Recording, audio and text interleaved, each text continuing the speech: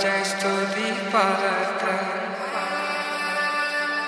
పావన చరిత్ర రవి సోమవర నేత్ర రమణీయ గాత్ర సీత కళ్యాణ వైభోగమే రామ కళ్యాణ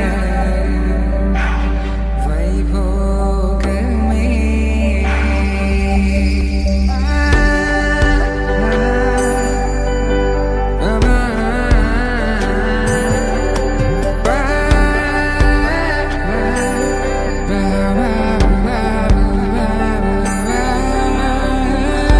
శుభం మనీలా అక్షింతలు అలా దీవెనలతో